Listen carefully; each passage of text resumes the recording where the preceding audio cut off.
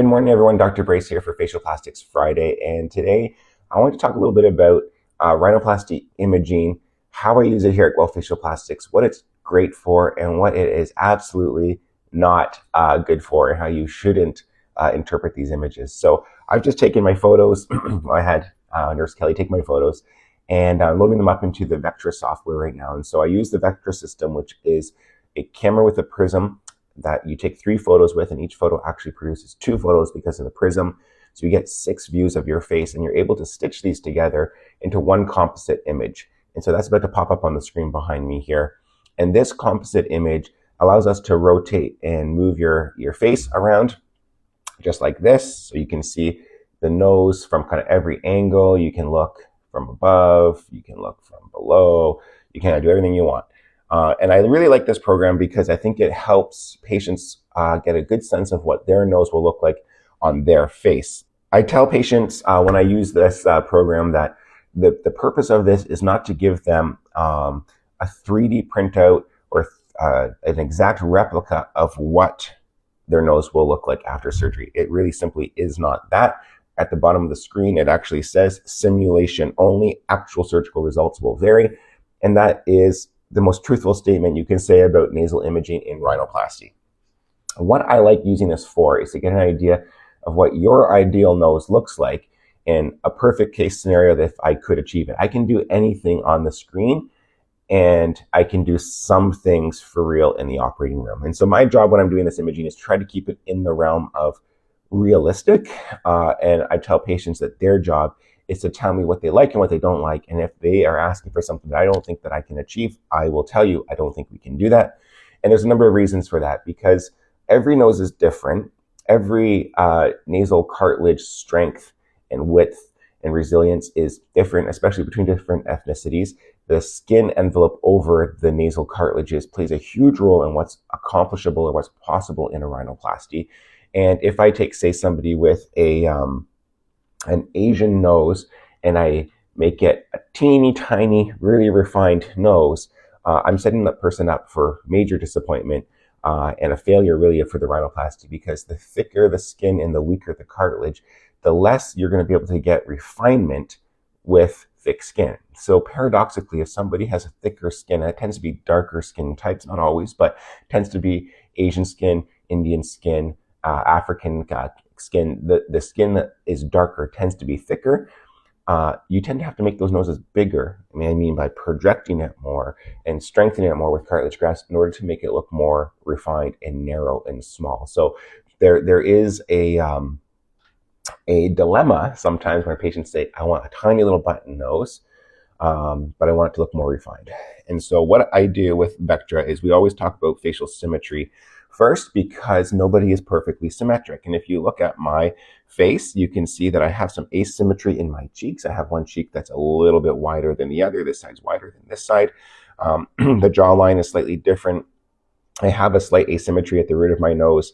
Nobody's perfect. And you can even go into the program and you can show symmetry as if you were a mirror image, perfectly symmetric side to side, and it will give you a perfect right mirror image, a perfect left mirror image, and keep your face in the middle. So you can see if I was a mirror image of myself, I have a narrower, taller face on this side, and then a wider face on this side, but that's me in the middle. And so when you understand that you're working with an imperfect base to begin with, it becomes impossible to have a perfect nose. And so what I stress to people in a rhinoplasty consult is your nose will never, ever, ever be perfect. There is no surgeon in the world that can give you a perfectly symmetric nose.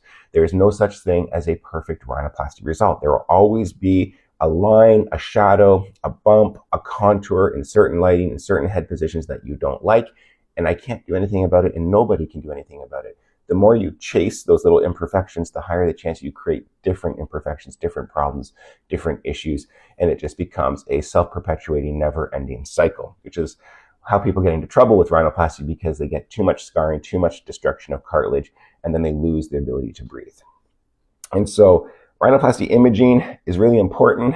I can take a picture like this. I can say, take this little bump that I have down, I can take it down on the tip here as well.